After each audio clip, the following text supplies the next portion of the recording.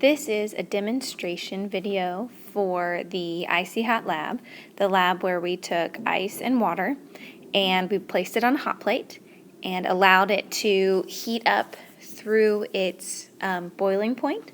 We also recorded the temperature, as you can see on the computer screen that's provided there.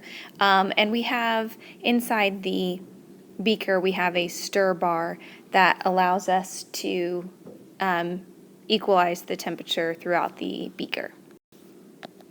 So we're going to let this go just a little bit, and as you can see, the little stir bar is spinning, and we have both solid ice and liquid water in our beaker with our thermometer, and it's reading right about right above 0 degrees, and it's holding pretty steady until we start noticing that there are very few solid pieces left and our temperature starts to increase. So here I have a blown up view of the graph, and during this part of the graph we see that we have solid and liquid as our phases.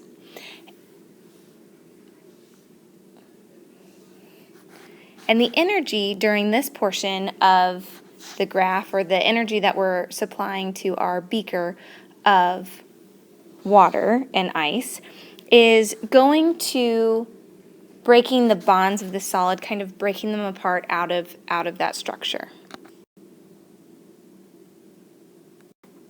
It's important to note that the particle speed did not change because we did not see a temperature change during this time. So this portion of the graph, we are just seeing these particles start to get more movement, then get more speed. During this part of the graph, you can see that our temperature is beginning to increase, and it's moving up at a fairly constant rate. But also notice in the beaker, we only have liquid in there. And this is because all of those solid particles, all of the water particles trapped in the solid have been freed to move around freely, and now we can start changing their temperature. So as we change their temperature, we know that the particles inside this portion start to change their speed. They're moving faster, and we see more collisions and more temperature increasing.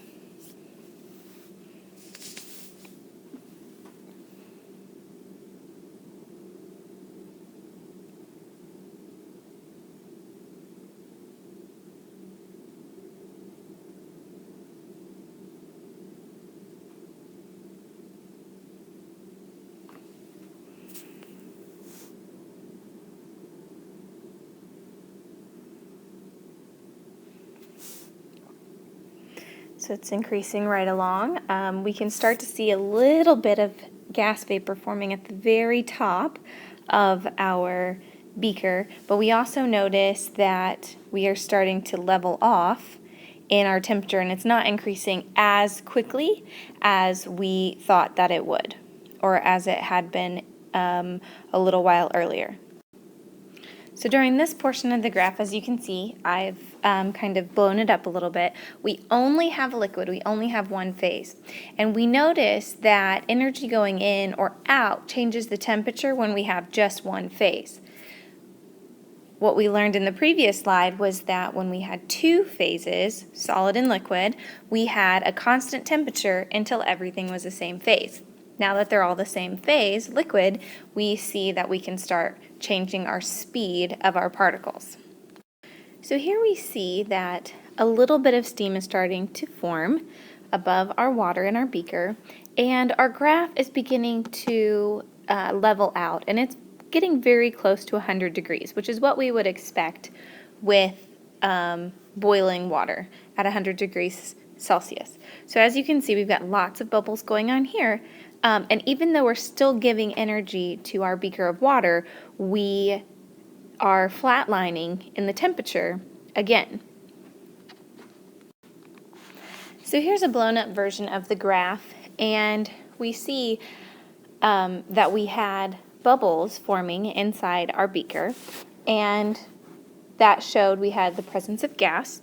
So during the portion of heating, when we had liquid and gas, we see our temperature has leveled off. Similarly to the very beginning of the graph, when we had solid and liquid, we had a flat part. So we see that with these two phases, liquid and gas, we're getting a flat part of the graph again, or no temperature change. So the energy from the hot plate is going to breaking the particles out of the liquid phase to cause more movement. So an important note here, similarly to the beginning of our graph, particle speed is not changing, and we know this because our temperature doesn't change. So we're getting more motion, more movement, but the particle speed is not changing anymore. All right, so let's recap our graph here. So we started out at this low, cold temperature. We had ice, so a solid, and we had water, so we had a liquid. Then, after everything had melted, we saw that we had an increase of temperature that slowly started to level out.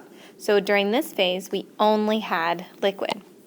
Then, once we got hot enough for it to boil, we saw that we had liquid and gas, and again we had a flat portion. So during these flat portions of the graph, we saw a phase change.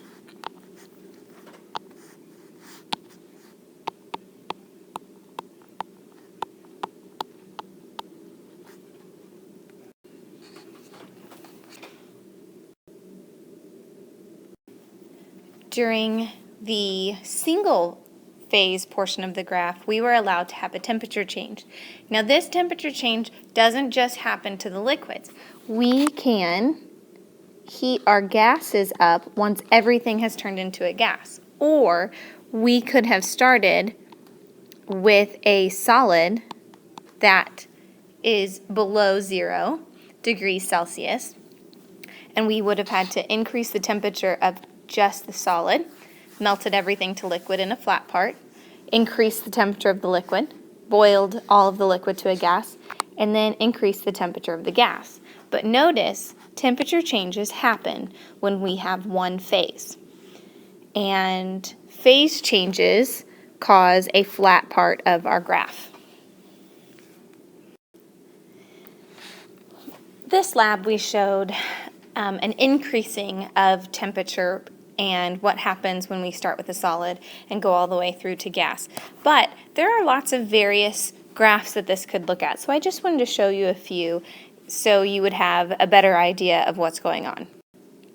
So here we have a very hot gas that is being cooled. So as we can see, we drop the temperature of the gas as it's a single phase. Once it hits around 100 degrees, it starts to condense and form the liquid. And then once it's all liquid, we can drop the temperature of the liquid down even further. So in this graph, we're at 0 degrees, but we have a flat area. So this flat area means we're doing a phase change. If we're at 0 and we're doing a phase change and it looks like we are taking energy out, so that would mean we would be starting at a liquid and going to a solid. So here in this area we have a liquid and a solid. Once everything has turned into a solid, then we can decrease that temperature. So I've put two very similar graphs up here, but I haven't really given you any more information about it. And I want to do that for a reason, because both of these are showing that we have some sort of phase change first with the flat portions here, here, and here, and then some sort of temperature increase here and here. Now, we don't necessarily know what our starting phase and, if this is a melting going from solid to a liquid, or if it's a boiling going from a liquid to a gas, because we don't have our initial temperature. So if I put in an initial temperature here of 0 degrees, okay, we are starting with a solid and melting it to a liquid, and then increasing the liquid's temperature. But if I start our temperature at 100 degrees, well, then we have a liquid and a gas combination, and then eventually an increase in temperature with our gas. So these are really useful tools, especially when we start calculating our energy needed to move our samples from a solid to a liquid or even up to a gas or to boil. So these are really key tools that we can use. They're also good for just identifying where temperatures change and that sort of stuff. So this is really all the things that we needed to get out of the Icy Hot Lab.